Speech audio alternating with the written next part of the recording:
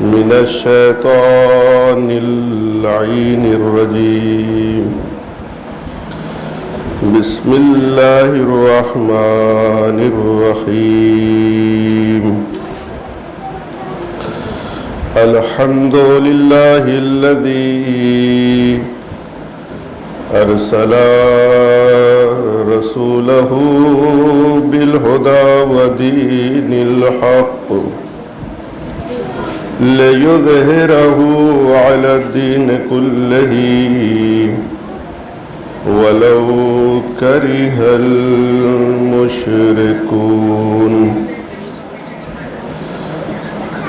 والصلاة والسلام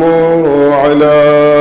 أشرف الأنبياء والمرسلين سيدنا ونبينا وحبيبنا وحبيب إله العالمين وبالقاسم محمد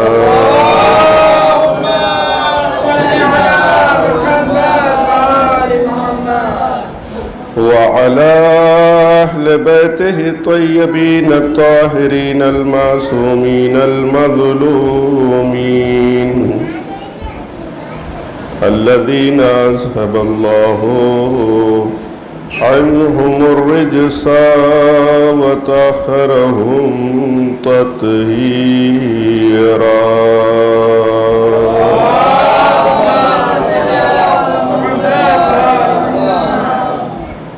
واللعنة الدائمة على أعدائهم أجمعين من يوم ظلمهم إلى قيام يوم الدين. أما بعد فقد قال الله الحكيم في كتابه الكريم. بسم الله الرحمن الرحيم. وقضى ربك ألا تعبدوا إلا إياه وبالوالدين إحسانا. صلوات بر محمد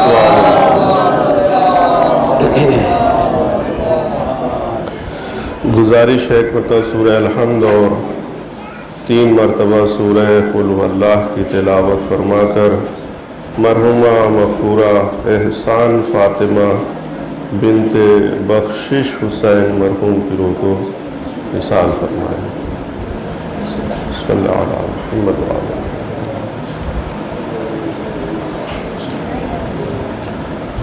صلی اللہ علیہ محمد وعلی اللہم صلی اللہ علیہ محمد وعلی صلی اللہ علیہ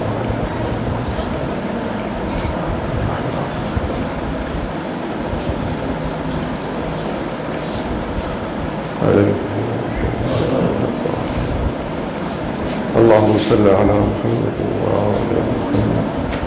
وعجل فرجهم. صلوات پڑھے محمد اور آل.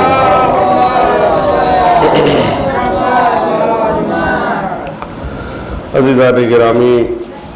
بزرگان محترم، ایصال ثواب کی غرض سے اس مجلس عزا کا انعقاد کیا گیا ہے.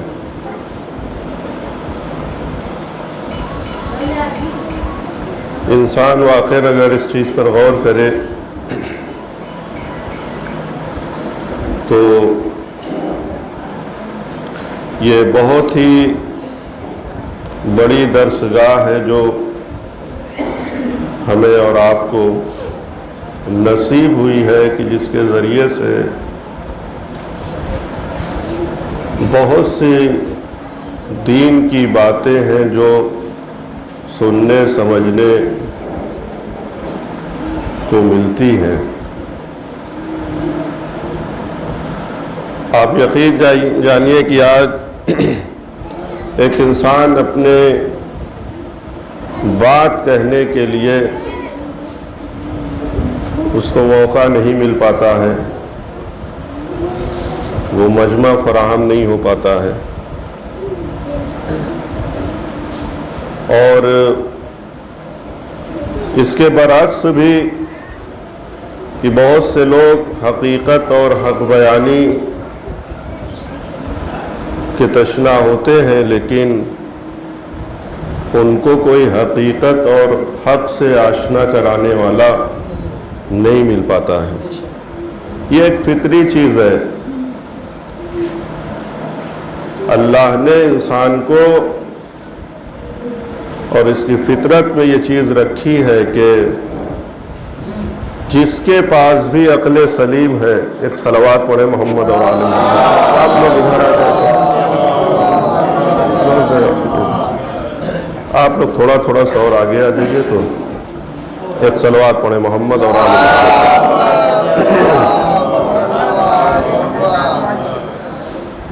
یہ ایک فطری چیز ہے کہ جس کے اندر بھی صحیح اور سالم کہتے ہیں عقل موجود ہے، تو اگر وہ اپنے اندر کمیوں کا احساس کرتا ہے تو اس کو دور کرنے کی اس کو فکر ہوتی ہے، اور یہی فکر جو ہے انسان کے زندہ ہونے کے اوپر دلالت کرتی ہے کہ انسان اپنی کمیوں کو پرکھے، اور جب احساس ہو جائے تو اسی کو دور کرنے کے سلسلے میں انسان کوشش کرتا ہے۔ آپ دیکھیے ایک فطری چیز ہے یا نہیں ہے کہ انسان کا اگر وہ لباس جو بھی گھر سے پہن کے نکل رہا ہے، اور خدا نخواستہ راستے میں بارش کا موسم ہے اور راستے میں آپ بہتر جانتے ہیں کہ مثلاً گاڑیوں کے ذریعے کسی بھی چیز کے ذریعے سے اس کے لباس پہ کچھ چھینٹیں اگر آ گئی تو وہ اپنے مقصد تک پہنچنے کو بعد میں سوچتا ہے، پہلے بظاہر اس کو دور کرنے کی اسے فکر ہوتی ہے، اس لیے کہ یہ عقل سلیم اور ایک صحیح عقل جو انسان رکھتا ہے اس کا تقاضا یہ ہے کہ اسے یہ کمی اور نقص سمجھ رہا ہے، لہذا اسے دور کرنے کی اسے فکر ہوتی ہے۔ یہ ایک فطری چیز ہے، یعنی نہ اس کے لیے مسلمان ہونے کی ضرورت ہے، نہ اس کے لیے ہندو ہونے کی ضرورت ہے، نہ اس کے لیے کرسچن عیسائی ہونے کی ضرورت ہے، بس اس کے لیے جو ہے وہ انسان ہونا ضروری ہے، اور انسان کے اندر وہ شمع عقل یعنی عقل کا چراغ جو اللہ نے روشن کیا ہے، اگر وہ اس سے فائدہ اٹھا رہا ہے تو جہاں کہیں بھی یہ چراغ روشن ہے اس کے اندر یہ فکر موجود ہوتی ہے۔ اور اسی لیے اگر ایسی فکر نہیں ہے انسان کے اندر کہ اپنی کمیوں کو وہ دور کرنے کی فکر میں رہے، تو بہت سے معیار جہاں زندگی اور موت کے ہیں، لیکن ایک معیار یہ بھی ہے کہ انسان کمیوں کا احساس ہی نہ ہو، اگر ہے تو اسے دور کرنے کی فکر نہ ہو، تو ایسی قوم کو، ایسے فرد کو، ایسے معاشرے کو، ایسے سماج کو مردہ کہا جاتا ہے، چاہے وہ ہماری آنکھیں دیکھ ہی کیوں نہ رہی ہوں۔ آج میں ایک رخ سے آپ کے سامنے کچھ باتیں کہ بہت بڑی امانت ہے یہ ہمارے لیے کہ اس میں ذرہ برابر بھی اگر کسی نے خیانت کی تو اس کا حساب اور کتاب بھی بہت ہی عظیم ہونے والا ہے، اور وہ امانت یہی فرش عزا ہے، یہی منبر ہے۔ یا اگر اس میں کسی نے خیانت کی کوشش کی، اور اس میں خیانت کوئی ایسی خیانت نہیں کہ جو مثلاً باہر سے کوئی آ کر اس پر حملہ کرے، نہیں، باہری حملے کو تو اور دشمن کو تو ہم روک سکتے ہیں، لیکن جب خیانت خود اندرونی شروع ہوتی ہے تو پھر اس کو سمجھنا مشکل ہو جاتا ہے، اسے سمجھانا مشکل ہو جاتا ہے۔ توجہ کیجئے گا، لہذا وہ خیانت کی جو باہر سے ہوتی رہی، اسے اہل بیت علیہ السلام نے اپنے صبر کی اور استقامت کی گرمی میں ان برفیلے پہاڑوں کو پگھلا دیا ہے، اپنی گرمی استقامت اور صبر سے ان سارے ظلم کو پگھلا دیا ہے، اس کی کوئی حیثیت نہیں ہے۔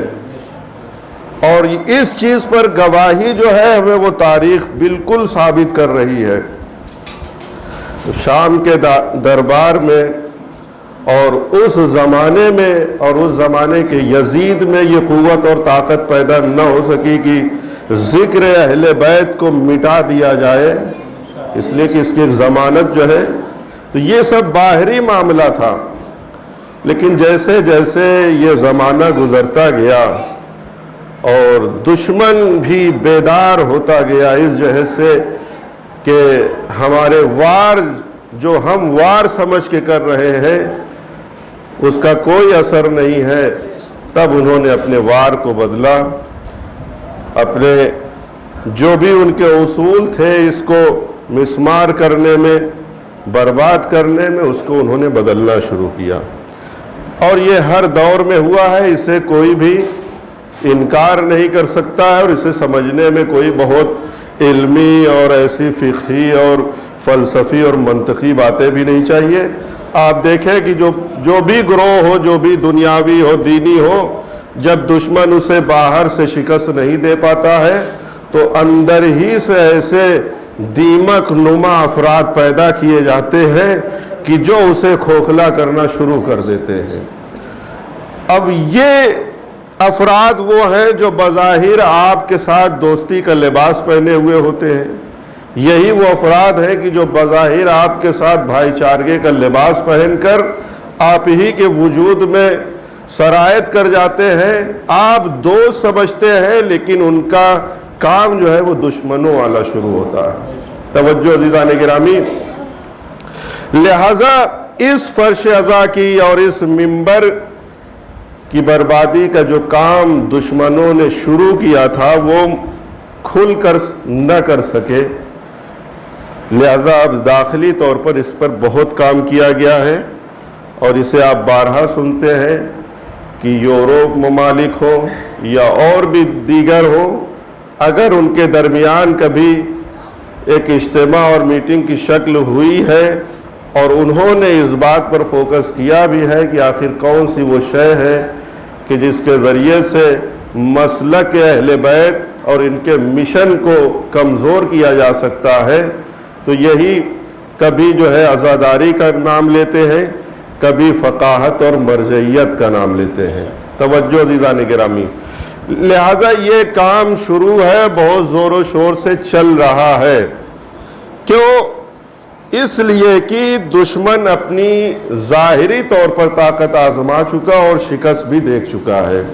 لہذا وہی نفاق کا کام کی جو پیغمبر کے زمانے میں بھی تھا اور آج بھی قرآن میں سورہ منافقون موجود ہے، لہذا اسی طرز پر اب کام کرنا شروع کیا۔ اب جب کام کرنا شروع کیا تو اب ان دو چیزوں کے درمیان اصل بات اور گفتگو ہوتی ہے، کبھی کبھی انسان کی ضرورت ہے اور کبھی کبھی ایک انسان کا ذوق ہے۔ ذوق ایسی چیز ہے کہ جس کو ہر ایک انسان ظاہری طور پر پسند بھی کرتا ہے، اسے جلدی قبول کرتا ہے، لیکن ضرورت والی چیزوں کو اسی وقت وہ قبول کرے گا جب وہ اپنی ضرورتوں کا احساس کر لے، لیکن جب ضرورت کا احساس نہیں ہوتا ہے تو پھر وہ ضرورت والی چیز آپ دیتے رہیے، کبھی بھی اسے قبول نہیں کرے گا۔ آج ہمارے درمیان جو ہماری ضرورتیں ہیں، ان ضرورتوں کا احساس نہ ہونے پائے، لہذا ایسی چیزیں کہ جس میں بظاہر ذائقہ پایا جاتا ہے اور ذوق یہ سامعین کے مطابق ہے، وہ ساری چیزیں ہیں کہ جو پیش کی جاتی ہے۔ لہذا جب تک انسان کو اپنی ضرورت کا احساس نہیں ہوگا، اس وقت تک ترقی کے زینے اور سیڑھیوں پر وہ آگے چڑھنے کی کوشش نہیں کرتا ہے۔ عزیزان گرامی، آج انسان جب اپنے وجود کو دیکھتا ہے تو قرآن کا یہ پہلا دعویٰ کہ تم اس دنیا میں آئے ہو تو لا تعلمون شیئا، تم کچھ نہیں جانتے تھے، یعنی جہالت ایک ایسی کمزوری ہے عالم بشریت کی کہ جسے اللہ نے بتا دیا پہلے ہی۔ آج نہ جانے کتنے جو ہے وہ ہاسپٹل اور اس کے بعد انسان کو معلوم ہو پاتا ہے کہ ہمارا اصل مرض کیا ہے، اور کبھی کبھی اتنی دیر ہو جاتی ہے کہ معلوم ہوا کہ جب معلوم ہوتا ہے مرض کیا ہے تو کہتے ہیں کہ وقت گزر گیا ہے۔ لیکن یہ الہی فکر اور نظریے کا امتیاز ہے ان شیطانی فرہنگ سے کہ شیطانی فرہنگ لوگوں کی کمزوریوں کو دبا کر اس پر حکومت کرنا چاہتی ہے، لیکن الہی فرہنگ انسان کے اندر جو کمزوریاں ہیں اسے بتا کر اسے افضل اور اشرف بنانا چاہتا ہے۔ لہذا پروردگار عالم نے پہلے ہی اعلان کر دیا کہ تم آئے ہو تو لا تعلمون شیئا، تم کچھ نہیں جانتے۔ لیکن پھر اسی کے بعد یہ بھی بیان کر دیا کہ اگر اب تمہیں کچھ بننا ہے تو اسی تعلیم کے ذریعے سے تمہیں اس سماج اور معاشرے میں عزت ملنے والی ہے۔ اسی لیے آپ دیکھیں، میں نے اکثر اپنی مجلسوں میں یہ جملے کہے کہ آج بظاہر ایک دوسرے سے گفتگو کرانے کے لیے، ایک دوسرے سے آڈیو کال ہو، ویڈیو کال ہو، یہ کرانے کے لیے نہ جانے کتنی کمپنیاں آ جاتی ہے جو مفت میں اور سستا سے سستا اپنا پیکج پیش کر دیتی ہے تاکہ تمہیں کوئی زحمت نہ ہو، لیکن کوئی ادارہ آج تک بڑھ کے آگے نہیں آتا ہے کہ ہم سستی تعلیم کا سستا ترین پیکج تمہیں دینے کے لیے تیار ہے۔ اس لیے کہ قوم سے اگر جہالت ختم ہو جائے گی تو شیطانی فرہنگ کی حکومت کا خاتمہ اور اس کا آغاز بھی شروع ہو جائے گا۔ لہذا سب سے اہم چیز جو ہے وہ آج تعلیم ہے، اور جہاں بھی تعلیم کی بات آتی ہے تو اب ہم کو پروردگار عالم نے بلکہ عالم بشریت کو، انسانیت کو اتنی غنی کتاب دی ہے جس کتاب کا نام ہے قرآن مجید۔ آج سب سے بڑی مصیبت، میں نے اسے خاص طور پر انتخاب کیا ہے کہ مرحومہ معلمہ قرآن تھیں اور نہ جانے کتنے بچوں کو جو ہے آپ نے دین کی تعلیم دی ہے۔ اس پر غور کیجئے، انشاءاللہ میں کچھ باتیں گزارش کروں گا۔ تو ایک غنی کتاب ہے، ایسی کتاب کہ جس کے بارے میں یہ ممکن ہی نہیں کہ ہم یہ کہیں کہ اس میں یہ موجود نہیں ہے، قرآن مجید۔ اس لیے کہ اللہ نے اس کتاب میں ایسے معلم کا پتہ دیا ہے کہ جس معلم نے اپنی ولادت کے صرف 3 روز کے بعد جو اس زمانے میں بڑے بڑے مذہب اور دھرم جسے کہے دعوے کر رہے تھے، لیکن ان چاروں اور تینوں کتابوں کی تلاوت کر کے، یہ تلاوت کسی فخر و مباحات کے لیے نہیں تھا بلکہ معلم قرآن کا پتہ دے رہے تھے کہ دیکھو اگر عالم بشریت کو نجات چاہیے تو ایسے معلم کی ضرورت ہے کہ جو یہودیت کی کتابوں کا بھی علم رکھتا ہو، جو زبور پہ بھی جسے مہارت حاصل ہو، جسے بائبل پہ بھی پوری مہارت حاصل ہو۔ اس لیے کہ ترقی کی راہ صرف اپنی کتابوں سے سیکھنے کے بعد ممکن نہیں ہے۔ لفظوں کو بدل کر کہہ دیا جائے، اس ایک جملے کو رکھیے اپنے ذہن میں کہ ترقی صرف چراغ جلانے سے روشنی نہیں ہو جاتی، چراغ جلا کے ہواؤں سے بچانے کی بھی ضرورت ہوتی ہے۔ توجہ کیجئے گا، لہذا ہواؤں کو پہچاننا ضروری ہے کہ وہ کون زہریلی ہوائیں ہیں جو ہماری انسانیت کے چراغ کو بجھا سکتی ہے۔ لہذا اس مقام پر ہر ایک اعتبار سے ایک مسلمان کو، ایک انسان کو اس بات کی ضرورت ہے کہ وہ اپنے ترقی کے راستے کو بھی پہچانے اور اس کے ساتھ ساتھ وہ گڈھے جسے کہے کہ جس پر وہ جا کر گر سکتا ہے، اس کی موت ہو سکتی ہے، اس کی بھی آشنائی ضروری ہے۔ آنے والا مہینہ جسے ماہ مبارک رمضان کہتے ہیں، ایک سال آپ لوگ یقینی طور پر اس کام کو کیجئے کہ عام طور سے لوگوں کا جو فوکس ہوتا ہے وہ اسی بات پر ہوتا ہے کہ کتنا قرآن ہمارا ختم ہو گیا ہے۔ ایک قرآن ختم ہو گیا، 2 قرآن ختم ہو گیا، 3 قرآن ختم ہو گیا، لیکن ایک سال حد اقل اس بات پر انسان کو توجہ دینی چاہیے کہ اس سال ماہ مبارک رمضان میں ہم نے اس کتاب خدا سے کتنی تعلیمات کو سیکھا ہے، کتنی تعلیمات کو ہم نے اس قرآن سے سیکھا ہے۔ قرآن کی تعلیمات اگر ہم اپنی حقیقی یعنی تعلیمات کو لوگوں کے سامنے بیان نہیں کریں گے تو لوگ اس سے عیبدار بنا کر پیش کرتے رہیں گے۔ اگر ہم نے اپنے پھول کی خوشبو کو لوگوں تک نہیں پہنچایا تو شاید لوگ پھول کے پہلو میں لگنے والے کانٹوں کو لوگوں کے سامنے دکھا کر اس پھول سے بھی قریب ہونے سے روکنے کی کوشش کی جائے گی۔ لہذا یہ ہماری ذمہ داری ہے کہ پہلے ہم تعلیمات قرآن کی جو خوشبو ہے لوگوں تک اتنا پہنچا دیں کہ کانٹوں کا وجود بھی پہلو میں انہیں رحمت نظر آنے لگے، زحمت نظر نہ آئے۔ ایک صلوات پڑھے محمد اور آل محمد، توجہ کیجئے جوان کرام۔ لہذا یہ قرآن کے اوپر آنے والے مہینے میں انسان کہیں بھی رہے جتنا ممکن ہو بہت ہی مختصر، ایک زمانہ تھا مثلاً کہ شاید جو ہے قرآن میں ہم یہ کہہ سکتے تھے کہ یہاں بہت سے احکام ہیں، بہت سی تعلیمات ہیں، لیکن ہم اسے سمجھ نہیں سکتے۔ الحمدللہ آج دیکھیں ایک فقرے میں نہ جانے کتنی چیزیں ہیں، کتنے لوگوں نے اسے مرتب کر کے بیان کر دیا ہے۔ بھائی پورے اگر عالم بشریت کو ایک جگہ پر کھڑا کرنا ہو تو سورہ حجرات کی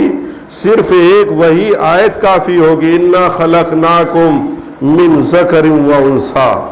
آخر تم کس الجھن میں پڑے ہوئے ہو کہ تم گورے ہو تو افضل ہو، تم ذات کے لحاظ سے اونچے ہو تو افضل ہو؟ توجہ کیجئے، یہ اسلام کا جو نظریہ ہے اس نے کیا بیان کیا، اِنَّا خَلَقْنَاكُمْ مِنْ ذَكَرٍ وَأُنْثَىٰ۔ چاہے جتنے عرب آبادی ہو سب کو ہم نے جو ہے ایک مرد اور ایک عورت سے بنایا ہے، اور یہ بنانے کے بعد کہتے ہیں کہ تعارفوا، اس لیے الگ الگ قبائل ہیں ایک دوسرے کی پہچان ہو سکے، لیکن یہ پہچان دنیا تک ہے۔ وہ پہچان جو حقیقی پہچان روز محشر خدا کی بارگاہ میں ہونے والی ہے، نہ وہاں سیادت کے ذریعے سے پہچان ہے، نہ وہاں دیگر اور چیزیں جو معیار ہم نے بنائے ہیں، بلکہ وہاں اگر پہچان ہوگی تو اِنَّ أَكْرَمَكُمْ عِنْدَ اللَّهِ أَتْقَاكُمْ، تم میں سے جو سب سے بہترین انسان ہوگا کہ جس کی نظر میں خدا کے حقوق بھی ہو، جس کی نظر میں انسانوں کے حقوق بھی ہو، جس کے نظر میں جانوروں کے حقوق بھی ہو، اگر جو اس لحاظ سے سب سے بہتر ہوگا وہ خدا سے سب سے زیادہ نزدیک ہوگا۔ یہ ہے دین اسلام جو ہمیں تعلیم دیتا ہے۔ جانوروں کے حقوق میں آپ اگر دیکھیں تو مولا کائنات کے بارے میں یہ آپ نے یقیناً سنا ہوگا، صلوات پڑھے محمد اور آل محمد پر۔ عمرو ابن عبدود کی جنگ جو بہت ہی مشہور ہے جنگ خندق میں، کہ جب وہ آیا اور اپنے شجاعت کے اوپر اتنا نازا تھا کہ میرے مقابلے میں کون ہے جو آ سکتا ہو۔ آپ یہ بہتر جانتے ہیں کہ مولا کائنات جنگوں میں جو تلوار چلتی تھی وہ تلوار جو ہے وہ سر سے چلتی تھی اس طریقے سے کہ نصف 2 حصوں میں اتنا برابر تقسیم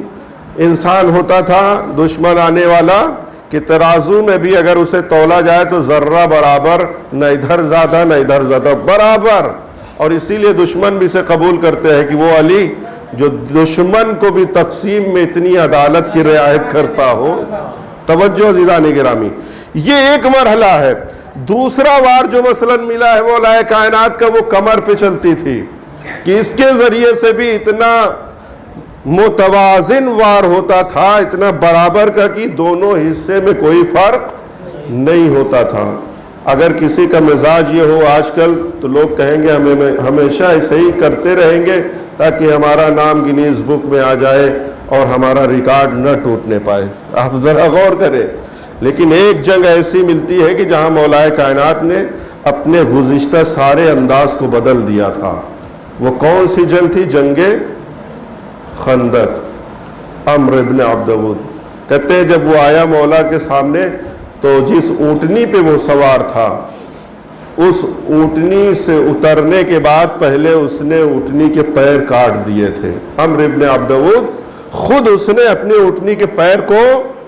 کاٹ دیا تھا۔ لوگوں نے پوچھا کہ آخر یہ کیا سبب؟ تب وہ بیان کرتا ہے کہ میں ان میں سے نہیں ہوں جو میدان چھوڑ کر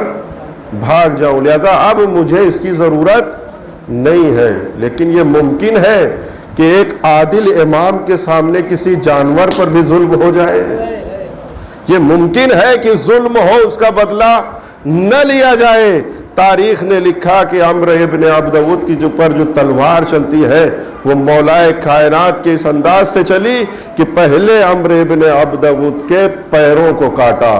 اور یہ رہتی دنیا تک یہ پیغام دے گئے کہ علی اس عدالت پسند امام کا نام ہے، بلکہ خود عدل مجسم ہے کہ جو اپنے سامنے کسی جانور پر بھی ظلم ہوتے ہوئے نہیں دیکھ سکتا ہے۔ توجہ کریں عزیزان گرامی، یعنی یہ اس مرحلے پر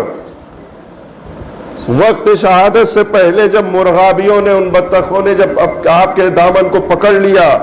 کہ مولا آپ جا رہے ہیں، فوراً امام حسن مجتبیٰ کی طرف متوجہ ہوئے اور کہا دیکھو اگر ان کے دانہ پانی کا انتظام نہ ہونے پائے تو انہیں آزاد کر دینا۔ یعنی یہ ہے ان مخلوقات پروردگار کے ساتھ امام کا رویہ۔ انسان کے بارے میں آج کون ہے جو تصور کر سکتا ہے ایک انسان کا وہ قاتل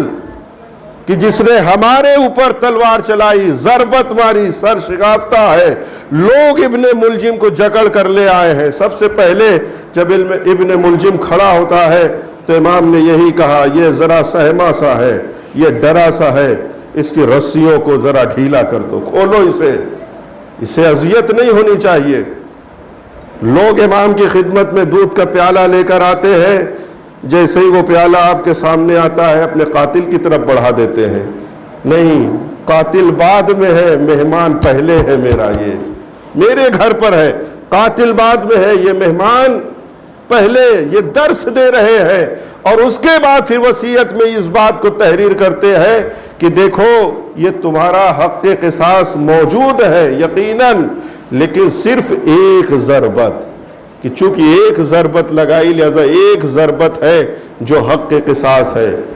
لیکن اگر معاف کر دیا جائے تو بہتر، کتنا بہتر ہوگا۔ کون؟ جو اسی ظالم کی ضربت کھا کر بستر پر لیٹے ہوئے آخری وقت ہے، لیکن یہ انسانیت کا پیغام ہے جو امام دے کر جا رہے ہیں۔ آج دیکھیں کہ آج کسی ظالم کو، قاتل کو دنیاوی عدالت میں مجرم کے حوالے سے پہلے دیکھا جاتا ہے، لیکن اسلامی عدالت کے قانون یہ بتا رہے ہیں کہ قاتل ہو، ظالم ہو، پہلے اسے انسانیت کے روح سے دیکھا جاتا ہے، پھر اسے جو ہے مجرم اور ملزم جو بھی وہ بعد میں طے ہوتا ہے۔ یہ ایک امتیاز ہے۔ لہذا یہ دیکھیں آپ کہ انسانوں کے ساتھ، اسی کے ساتھ امام علیہ السلام کے یعنی جو اخلاقیات ہیں، آپ زندگی میں کام کرنے کے حوالے سے، یہ ایک بہت بڑا پیغام، چونکہ آج کل ہر ایک انسان جو اس حوالے سے پریشان نظر آتا ہے۔ لہذا آپ دیکھیں کہ جناب عیسیٰ علیہ السلام کے 12 ایسے خاص شاگرد تھے کہ جنہیں حواریون کے نام سے تعبیر کیا جاتا ہے۔ لفظ حور کے معنی جو ہے عربی زبان میں وہ سفیدی کے ہے، چمکدار جسے کہیں، چاندی جیسے ہوتی ہے۔ حواریین کو حواریین اس لیے کہتے تھے چونکہ ان کا کردار اور ان کی سیرت اتنی چمکدار تھی، لہذا انہیں حواریین کہا جاتا ہے۔ ان کا جو امتیاز ہے وہ یہ کہ جب یہ جناب عیسیٰ علیہ السلام کے ساتھ چلتے تھے تو اللہ نے انہیں یہ عظمت دی تھی کہ جہاں بھی انہیں پیاس لگتی تھی یا جہاں بھی یہ بھوکے ہوتے تھے، ارادہ کرتے تھے پروردگار عالم ان کے لیے پانی کا نزول کرتا تھا اور ان کے لیے کھانے کا انتظام کر دیتا تھا۔ جیسے ہی یہ کھانا اور پانی کا نزول ہوا، ایک مرتبہ حواریوں نے یہ پوچھا کہ یہ بتائیے کہ کیا ہم سے بھی بہتر کوئی اس سرزمین پر ہے؟ توجہ عزیزان گرامی، یہ وہ باتیں ہیں جو اس پرآشوب دور میں انسان کو امیدوار بناتی ہے، جینے کا ایک سلیقہ ہے جو انسانیت کو عطا کرتی ہے۔ حواریون نے اپنی جب عظمت کو دیکھا کہ یہاں ہمیں بھوک کا احساس ہوا، پیاس کا احساس ہوا، وہ فوراً جو ہے اللہ ہمارے لیے پانی کا انتظام کر رہا ہے اور کھانے کا انتظام کر رہا ہے، تو فوراً یہ پوچھ لیا کہ آخر ہم سے بھی کیا کوئی افضل ہے کہ جس کے لیے یہ انتظامات ہوں؟ اختیار دیکھیے ہونا اور ہے، اختیار ائمہ کو تھا، انہوں نے سب کر کے دکھایا ہے، لیکن کیا اس طریقے سے اپنی بھوک اور پیاس کو مٹا لینا کہ ہمیں کچھ کرنا نہ پڑے، کیا یہ عظمت ہے؟ اس یہیں پر نبی خدا ہے کہ جو زبان وحیانی جسے کہے اللہ کا حکم ہوتا ہے اور آواز دیتے ہیں، اے حواریون تم سے بھی افضل ہے وہ لوگ من یعمل بیدہ، جو اس چیز کا انتظار نہ کرتے ہوں کہ اللہ رزق دے تو ہم کھائیں، پانی ادھر سے نازل ہو تو ہم اپنی پیاس بجھائیں۔ کون افضل ہے؟ کہ من یعمل بیدہ، جو اپنے ہاتھوں سے صبح کو امید اور توکل کا تاج اپنے سر پہ سجا کے نکلتے ہیں کہ ہم پروردگار عالم کی بارگاہ میں نکل رہے ہیں، محنت کرنا ہمارا کام ہے، رزق دینا خدا کا کام ہے۔ توجہ کی عزیزان گرامی، یہ وہ باتیں ہیں جو آج کتابوں میں موجود ہیں، اسے عملی میدان میں انسانوں تک پہنچانے کی ضرورت ہے کہ فضیلت یہ نہیں ہے کہ انسان کو پروردگار عالم بیٹھے بیٹھے کچھ عطا کر رہا ہو، نہیں، فضیلت یہ کہ من یعمل بیدہ، یعنی یہ مولائے کائنات کی سراپا زندگی تھی کہ شب کا سناٹا ہو جائے مصلی پہ 1000 رکعت نماز ہے، شب کا سناٹا ہو جائے تو یہی پشت ہے جس پر روٹیوں کی بوریاں ہوا کرتی تھی، غریب فقراء و مساکین میں روٹیاں تقسیم کرتے، یہی امام ہے کہ جب دن کا اجالا ہوتا تھا تو یہودیوں کے باغ میں جا کر زحمت کیا کرتے ہیں، جو رہتی دنیا تک ان لوگوں کو کہ جسے یہ لوگ سمجھتے ہیں کہ یہ فقیر ہے، ان کے زخم پر قیامت تک مرہم کوئی عام انسان نہیں، امام وقت دے کر گیا ہے کہ کبھی بھی اگر غربت سوچ کر اپنے اندر احساس کمتری کا شکار ہونا تو مجھے امام عادل کی زندگی دیکھ لینا، جو رہتی دنیا تک لوگوں کو امید بھری زندگی دینے کا سلیقہ دے جائے، اسے امام وقت کہا جاتا ہے۔ اور یہی پر توجہ کی عزیزان گرامی،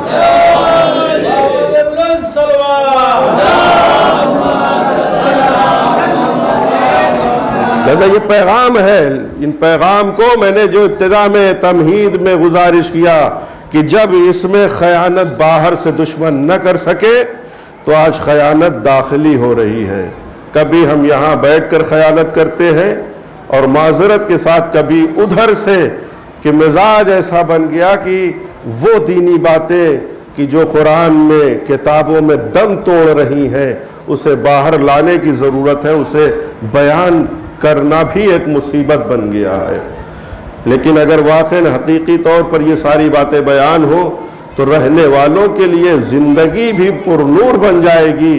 اور جانے والے کے لیے قبر میں चिराग और शमा का भी यही फराइज है कि जो काम किया करते हैं। लिहाजा इन्ना खलकनाकुम, ये एक पहला पैगाम था, और इसे फिर शोरा ने जो है अपने शेरों में भी नकल किया है, जिसमें जनाब सादी जो फारसी में जो बहुत ही मशहूर और मारूफ शायर गुजरे हैं, उन्होंने इस बात को नकल किया कि बनी आदम आज़ाई दीगरन, कि जब इंसानियत की उन्होंने मिसाल दी है कि एक समाज और माशरा इसकी मिसाल कैसे होती है, तो उन्होंने बयान फरमाया कि जैसे कि इंसान की बॉडी है, उसका जिस्म है, कि अगर हाथ में दर्द हो तो आंख ये नहीं कह सकती है कि ये तो हाथ का मामला है, हम तो सोने जा रहे हैं। पैरों में दर्द हो तो आंख ये नहीं कह सकती है ये तो पैर में दर्द हो रहा है, हम तो सोने जा रहे हैं। नहीं, इस पूरे जिस्म का एक दूसरे उज़्व से, हिस्से से राबता ऐसा होता है कि अगर एक हिस्सा मुसीबत में गिरफ्तार हो जाए तो दूसरे बदन के हिस्से को सुकून नहीं मिलता है। लिहाजा वही कुरान की अक्कासी किया और बयान किया कि बनी आदम आज़ाई दीगरन, कि ये औलाद आदम चाहे वो किसी भी मजहब से उनका ताल्लुक हो या किसी भी रंग में हो, ये सब के सब इनकी मिसाल ऐसे ही है जैसे एक इंसान का पूरा जिस्म होता है। पैरों हाथों में दर्द हो तो आंखों को सुकून नहीं है, सो नहीं सकती है। लिहाजा वो कहते हैं ये माशरा भी इसी तरीके से है कि अगर पड़ोस में किसी एक भाई को, किसी एक इंसान पर मुसीबत आती है तो दूसरा पड़ोसी ये कह के नहीं सो सकता ये तो उसका मामला है, मुझे तो सोना है। का नहीं, ये नजरिया इंसानियत है जो आगे बढ़ के आती है कि पूरा समाज एक जिस्म के मानिंद है, कि जिस्म के एक हिस्से में मुसीबत दर्द आ गई तो सारा जिस्म है जो परेशान हो जाता है। कौन है जो ये इंसानियत की बात करेगा?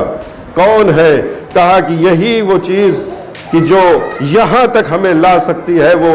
अल्लाह की गनी किताब, या जो भी मजहबी बहुत सी ऐसी किताबें हैं कि जिसे वाक़ई आज दरकिनार कर दिया गया है, उसे पढ़ने की ज़रूरत है। वालिदैन के हवाले से जो मैंने आज बयान की, वक़ज़ा रब्बुका अल्ला ताबुदू इल्ला इय्याह, यानी ये दो आयतें ऐसी आयत है कि जिसमें अल्लाह ने दो ही चीज़ों का जिक्र किया है और ये खुद अपने आप में अजमत बयान करती, या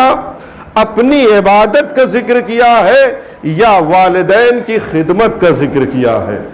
जब अपनी इबादत का जिक्र किया तो कहा इबादत सिर्फ हमारी हो, लेकिन जब वालिदैन का मसला आया तो अब उसमें अल्लाह ने 5 हुक्म बयान किए हैं। 5 हुक्म में सबसे पहला हुक्म यह है वबिल वालिदैन एहसाना, अपने वालिदैन के साथ एहसान यानी नेकी से बर्ताव करो। इससे कमतर पे खुदा राजी है ही नहीं, एहसान से कमतर पे।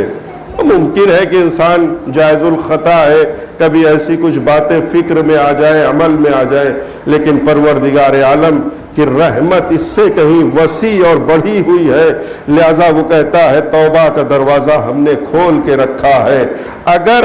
इस दुनिया में एहसान के मिज़ाज पर नहीं पहुँच सके तो मरने के बाद परवरदिगार आलम ने वालिदैन के साथ ईसाल सवाब के ज़रिए से एहसान का दरवाज़ा खोला रखा है,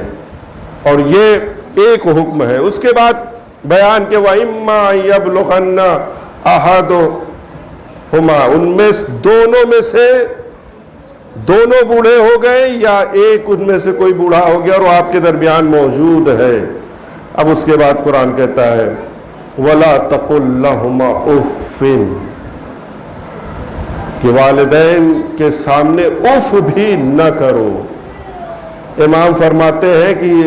उफ से छोटा भी अगर कोई लफ्ज़ होता तो परवरदिगार आलम कुरान में उससे कहता कि ये लफ्ज़ भी, ये वर्ड भी माँ और बाप के सामने इस्तेमाल न करो। उफ यानी एक ऐसा लफ्ज़ है, कभी कभी इंसान किसी भी उसमें वो फ़ौरन उफ कर देता है, यानी जिसकी कोई अहमियत मालूम नहीं होती। लेकिन यहाँ पर देखें कि जो दीन ने हमें तालीम दी है कि इससे भी छोटा अगर वर्ड और लफ्ज़ मानादार होता तो परवरदिगार आलम उससे भी मना करता। वला तनहरहुमा, یہ تیسرا حکم ہے۔ جب اف کہنے کی اجازت نہیں ہے تو یہ عقل خود بخود فیصلہ کرتی ہے کہ اب انہیں جھڑکنا بھی نہیں، کبھی اپنے سے دور بھی نہیں کرنا، اور جب یہاں تک بات آتی ہے تب پھر پروردگار عالم آخر میں آ کے کہتا ہے یہ تو ہم نے تمہارے زبانوں پہ پہرا لگایا ہے۔ دو حکم اور بیان کیا، وَاخْفِضْ لَهُمَا جَنَاحَ الذُّلِّ مِنَ الرَّحْمَةِ، جب بھی ماں باپ کے سامنے جاؤ تو ان کے ساری سے اپنے شانوں کو جھکا دو، جو اس بات کی طرف اشارہ ہے کہ تم کتنے ہی منزل پر کیوں نہ فائز ہو جاؤ، منزلت پر اور عظمت کے مالک ہو جاؤ، لیکن وجود پدر اور مادر یعنی ماں باپ کے سامنے تمہارا وجود ایسا ہو کہ گویا جھکے ہوئے ہو، ان سے کبھی تم بلند ہو ہی نہیں سکتے، اس لیے کہ تمہارا ہر مقام آج اگر تمہیں ملا ہے تو وہ تمہارے وجود کی بنا پر ملا ہے، اور جو وجود تمہیں دیا ہے اللہ نے وہ ان کے ذریعے سے تمہیں وجود دیا ہے، لہذا وجود سب سے بڑی نعمت ہے، اور پروردگار عالم نے ان کے ذریعے سے آخر میں وَقُلْ رَبِّ ارْحَمْهُمَا كَمَا رَبَّيَانِي صَغِيرًا، انسان کے بس کی بات نہیں ہے۔ حتیٰ امام معصوم اپنی دعا میں کہتے ہیں پروردگار میں امام سجاد کے بس کی بات نہیں ہے کہ میں اپنے والدین کا شکریہ ادا کر سکوں، اشکر لہما بتربیتی، اے اللہ میں سید الساجدین یہ دعا کر رہا ہوں، اللہ تو ان کا شکریہ ادا کر۔ یہ ہے مقام والدین، لہذا کم از کم جو ہے وہ دعا کہ رب ارحمہما کما ربیانی صغیرا، اے پروردگار جیسے ان لوگوں نے بچپنے میں ہمارے اوپر رحم کیا ہے اسی طریقے سے ان پر بھی تو رحمت نازل فرما۔ یہ سب وہ باتیں واقعاً انسان کبھی تنہائی میں بیٹھ کر اسے سوچے، لیکن یہ اسی صورت میں ممکن ہے جب قرآن صرف ہم لفظی طور پر نہیں بلکہ عملی طور پر اسے ہم اپنائیں اور اپنے وجود میں لے کر آئیں۔ یہ قرآن انسان کو ہے جو اس راہ کی طرف لے کر آتا ہے۔ بس عزیزان گرامی، بات کو تقریباً میں نے مکمل کر دیا۔ لہذا قرآن کی تعلیم کے حوالے سے وہ والدین کہ جو اپنے بچوں کے قرآن کی تعلیم کا انتظام کرتے ہیں، پروردگار عالم کہ نبی کا یہ فرمان ہے، وہ فرماتے ہیں کہ حساب و کتاب کے دن پروردگار والدین کو دو ایسے لباس عطا کرے گا جو اتنے نورانی ہوں گے کہ جس کے نور سے سارے انسانوں کے چہرے منور ہو جائیں گے۔ وہ قرآن کہ جس کی تعلیم سے آج اس دنیا میں ہماری نسلیں روشن ہو رہی ہے، ان والدین کا یہ حق ہے کہ اللہ انہیں ایسا لباس روز محشر عطا کرے جس سے اہل محشر کے چہرے روشن ہو جائیں۔ لہذا یہ آنے والا جو مہینہ ہے، یہ مقدمات تو ابھی سے ہی فراہم ہے، یہ مہینہ بھی برکت، لیکن ماہ مبارک رمضان قرآن کی تعلیم پر ایک خصوصی توجہ ہونی چاہیے، اور صرف قرات اور تلاوت سے نکل کر انسان کو اس کے تعلیمات پر غور کرنا چاہیے، جس میں سے ایک دو ہم نے مورد والدین کے بارے میں یا لفظ انسانیت کے اوپر کہ قرآن نے کتنے اچھے انداز میں باتوں کو بیان کیا ہے۔ جب بچے اور نسل قرآن کے آئینے میں تربیت پائیں گے تب یہ ہوتا ہے۔ آج وہ یوروپ کا اور مغربی مثلاً کلچر ہے، اور دھیرے دھیرے یہاں بھی سرایت کر گیا ہے کہ ضعیف ماں باپ کو لوگ یہ سمجھتے ہیں کہ یہ ہماری ترقی کے راہ کے لیے کانٹا ہے، جبکہ جو اسلام نظریہ دیتا ہے کہ انسان کی ترقی کے لیے ماں باپ کا وجود یا جانے کے بعد بھی ماں باپ جو ہیں وہ زینہ ہیں، کبھی وہ راستے کے کانٹا نہیں ہوا کرتے ہیں، نہیں، ان کے وجود کے ذریعے سے انسان ترقی اور مقصد تک پہنچتا ہے۔ لہذا یہ انہی لوگوں کے لیے ممکن ہے جو قرآن کے اصولوں پہ تربیت پائیں۔ لہذا آج جو سب سے بڑی مصیبت ہے وہ یہی کہ ضعیف ماں باپ کو، الحمدللہ ابھی ہم لوگ تو اس کلچر میں گرفتار نہیں ہوئے، لیکن ماڈرن جو اپنے آپ کو لوگ کہتے اور سمجھتے ہیں کہ اپنے ماں باپ کو اپنے ہی اس گھر سے کہ جس گھر میں ہم چلنے کے قابل نہیں تھے تو انگلیاں پکڑ کے انہوں نے چلنا سکھایا، اسی گھر میں کہ جس میں ہم بولنے کے قابل نہیں تھے لیکن ہماری لڑکھڑاتی ہوئی زبان میں فصاحت و بلاغت انہی کے حوصلوں نے اور صبر نے پیدا کیا، وہی گھر کہ جس میں ڈگمگاتے ہوئے قدموں کو اپنے وجود سے انہوں نے ہی سنبھال کر دوسرا سے تیسرا اور چوتھا قدم بڑھانے کا ہنر دیا، آج ماڈرن کے نام پر انہی والدین کو نہ جانے کس مقام پر آج کے تربیت یافتہ بعض ایسے اولاد ہیں کہ جو چھوڑ کر چلے آتے ہیں اور اسے فخر کیا جاتا ہے کہ مثلاً ہم ماہانہ 30,000 40,000 تو وہاں دے ہی رہے ہیں۔ یہ کہاں سے پیدا ہوا؟ کہا چونکہ اس کی تربیت قرآن اور رسول کی حدیث سے نہیں ہوئی، لیکن جن بچوں کی تربیت قرآن اور حدیث کی روشنی میں ہوتی ہے وہ کربلا جیسی مصیبت کے میدان میں بھی 6 مہینے کا ہوتا ہے، لیکن جب باپ یہ کہہ رہا ہو حل من ناصر ینصرنا، ہے کوئی جو میری مدد کرے، تو علی اصغر کمسنی کے عالم میں بھی اپنے آپ کو جھولے سے گرا کے یہ بتاتے ہیں، اے بابا میں قرآنی اصولوں پر پلا ہوا بچہ ہوں، حدیث رسول کی سائے میں مجھے پالا گیا، لہذا میں کبھی آپ کو تنہا نہیں چھوڑ سکتا۔ یہ فرق ہے، اور اگر اس نتیجے پر ہماری نظر ہے تو اب مقدماتی چیزوں پر ہماری نظر ہونی چاہیے، اور وہی تعلیم ہے کہ سماج اور معاشرے میں تعلیم کی شمع اور چراغ کو اتنا روشن کیا جائے کہ یہ جاہلیت جو نبی کے 1400 سال کے بعد پھر سے پنپ رہی ہے، اسے اگر کوئی چیز ختم کر سکتی ہے تو وہی علم ہے، وہی تزکیہ ہے، وہی شفقت مادری ہے، وہی تربیت مادری ہے جو انسان کو اس مقام تک لا سکتی ہے۔ بس عزاداروں، چند جملے مصاحب کے اس ماں کے حوالے سے عرض کرنا چاہتا ہوں کہ جنہوں نے اپنی ایسی زندگی میں کہ جس زندگی میں عام طور سے انسان دوسروں کو فراموش کر جاتا ہے، لیکن ماں ہے کیسے بچوں کو فراموش کرے۔ تاریخ نے لکھا کہ نبی کی وفات کے بعد 75 یا 95 دن تک ایک ماں ہے جو زندہ رہی، اور ایسی ماں کہ جس کے لیے لفظ ماں بہرحال یہ کہنا عمر کے لحاظ سے اگر انسان غور کرے، 18 برس کی جناب سیدہ ہیں، نبی کی وفات کے بعد ایسا کون سے مصائب ہیں، اور میں اکثر گزشتہ اپنی 2 مجلسوں میں اس چیز کو میں نے بیان کیا، یہ ایک جملہ کہ آج کی اگر ساری مشکلات کی جڑ ہمیں تلاش کرنی ہے تو وہ نبی کی وفات کے بعد کے حادثات کیا ہیں، ان غرد و غبار اور ان خاک اور خاکستر ریت میں انسان کو تلاش کرنا چاہیے مدینے میں جا کر۔ آج عالم بشریت پر جتنی بھی مصیبت ہے اسے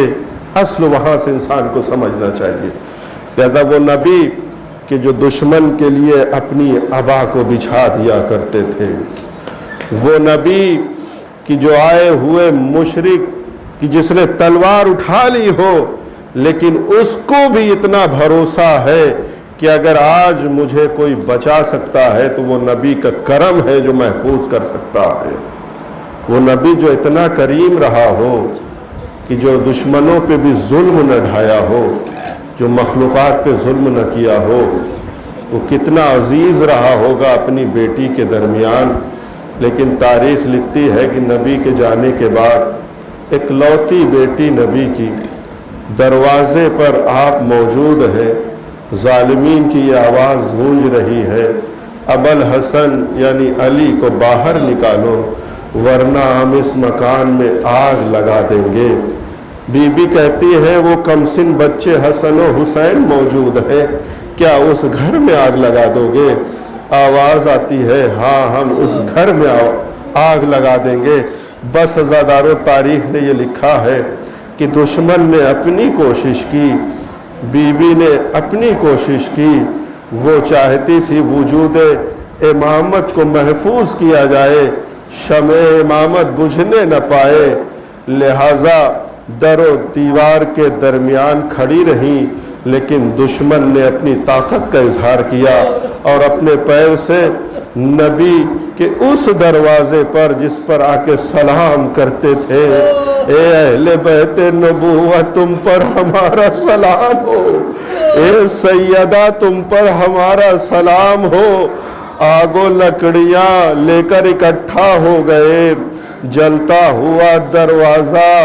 سیدہ کے پہلو پر گرایا گیا۔ تاریخ یہ کہتی ہے کہ اس عالم میں صرف ایک آواز آئی، وہ آواز یہ تھی یا فضّۃ خذینی، اے فضہ مجھے سنبھالو، میرے شکم میں میرا محسن شہید کر دیا گیا ہے۔ جزاکم اللہ خیر الجزا۔ یہ تاریخ لکھتی ہے کہ جلتا ہوا دروازہ جب بی بی کے جسم پر گرا ہے، اسی پر ملائین ہے جو چڑھتے ہوئے گھر میں داخل ہو گئے۔ چند لمحوں کے بعد جب غش سے افاقہ ہوا، ہوش آیا، تو بی بی نے کہا این ابو الحسن، علی کہاں ہے؟ جب لوگوں نے کہا علی کے گلے میں رسی کا پھندا ڈال کر دشمن دربار کی طرف لے گئے ہیں، اپنی پوری طاقت کو سمیٹ لیا، آواز دی خلو ابو الحسن، ابو الحسن کو چھوڑ دو ورنہ ہم اپنے سر کے بال کو پریشان کر دیں گے۔ تاریخ نے یہ لکھا، یہ جملہ ادا ہونا تھا کہ مسجد کی دیواریں بلند ہونے لگی، اللہ اللہ، آبروئے زہرا کا خیال تھا کہ کہیں نامحرموں کی نگاہیں کھلے سر پر نہ پڑ جائے۔ عرض کروں گا اے دیوار مسجد، ارے ذرا کوفے میں آ جانا، شام کے دربار میں آ جانا، بازاروں میں آ جانا، جب یہی بی بی کی بیٹیاں ہوں گی، نہ سر پہ ردا ہوگی، نہ چادر ہوگی، دشمن کی آواز گونج رہی ہوگی، ارے یہ نبی کی نواسیاں ہے، علی کی بیٹیاں ہے، آؤ تماشائیو آؤ تماشا دیکھو، یہ اہل بیت حرم لٹ کے آئے ہیں۔ وَسَيَعْلَمُ الَّذِينَ ظَلَمُوا أَيَّ مُنْقَلَبٍ يَنْقَلِبُونَ أَلَا لَعْنَةُ اللَّهِ عَلَى الْقَوْمِ الظَّالِمِينَ رَبَّنَا تَقَبَّلْ مِنَّا إِنَّكَ أَنْتَ السَّمِيعُ الْعَلِيمُ وَتُبْ عَلَيْنَا إِنَّكَ أَنْتَ التَّوَّابُ الرَّحِيمُ۔ پروردگارہ تجھے واسطہ ہے محمد اور آل محمد کا، ہماری اس مختصر سی عزا اور عبادت کو قبول فرما۔ پروردگارہ تجھے واسطہ ہے محمد اور آل محمد کا، آدمیت، عالم بشریت، انسانوں کو جن ظالم طاقتوں سے بھی خطرہ ہو، پوری کائنات میں جہاں بھی ظلم کرنے کے اوپر ظالمین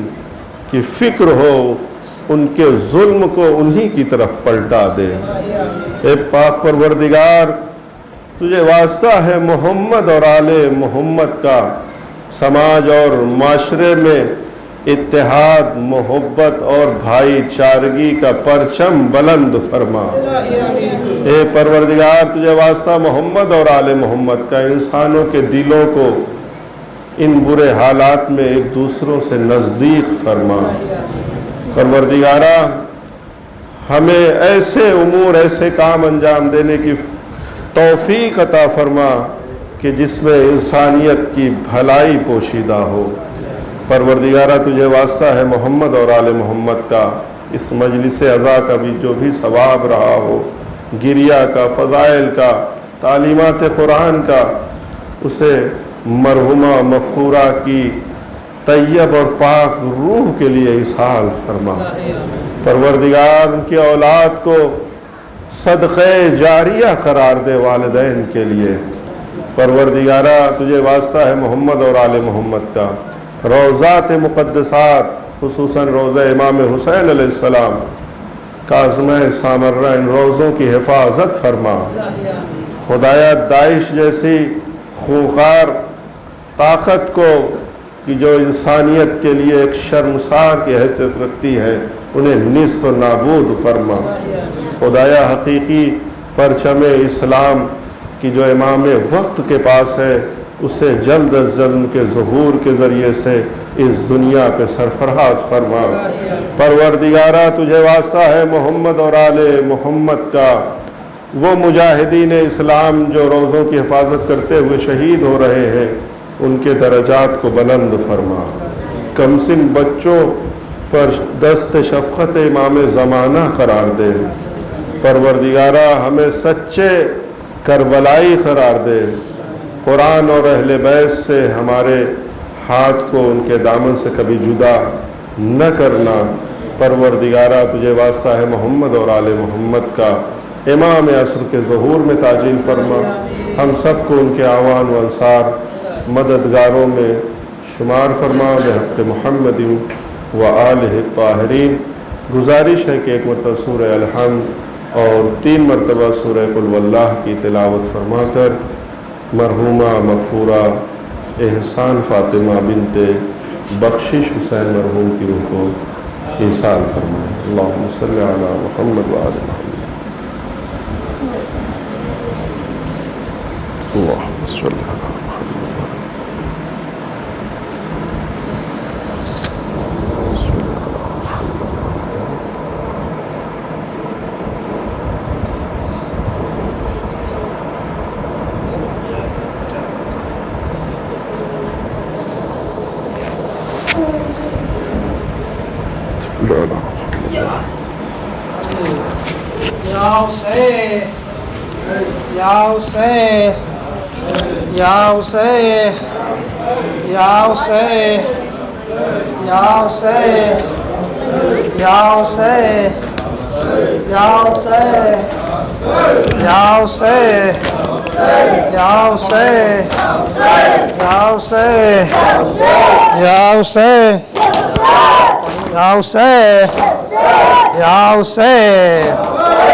اپنے مرکز پہ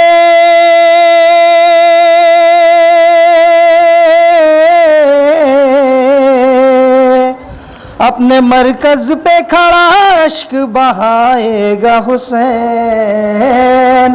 اماں جب تک نہ بلاؤ گی نہ آئے گا حسین، اماں جب تک نہ بلاؤ گی نہ آئے گا حسین۔ اپنے مرکز پہ کھڑا اشک بہائے گا حسین، اماں جب تک نہ بلاؤ گی نہ آئے گا حسین۔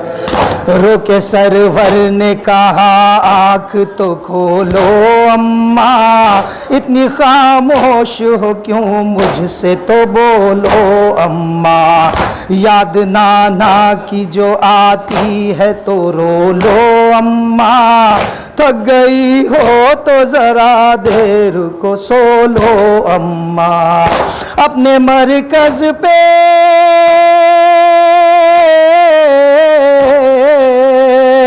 اپنے مرکز پہ کھڑا اشک بہائے گا حسین، اماں جب تک نہ بلاؤ گی نہ آئے گا حسین، اماں جب تک نہ بلاؤ گی نہ آئے گا حسین۔ مجھ سے بابا کا سسکنا نہیں دیکھا جاتا، غمزدہ بھائی کا گریہ نہیں دیکھا جاتا، اب تو کلثوم کا رونا نہیں دیکھا جاتا،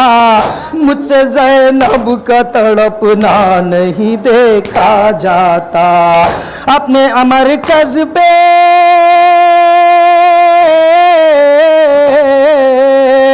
اپنے مرکز پہ کھڑا عشق بہائے گا حسین اما جب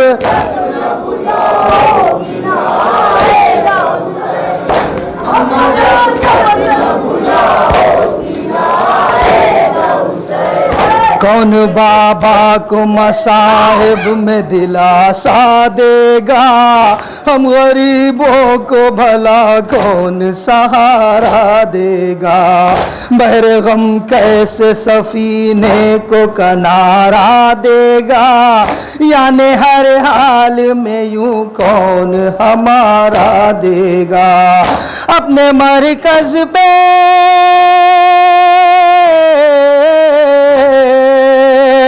اپنے مرکز پہ کھڑا عشق بہائے گا حسین اما جب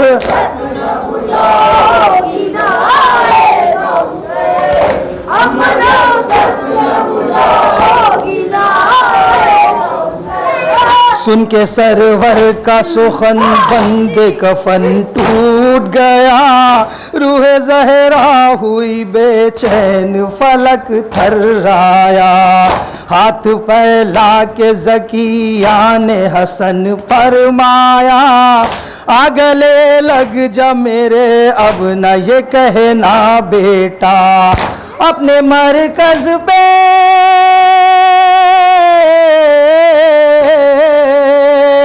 اپنے مرکز پہ کھڑا عشق بہائے گا حسین اما جب تک نہ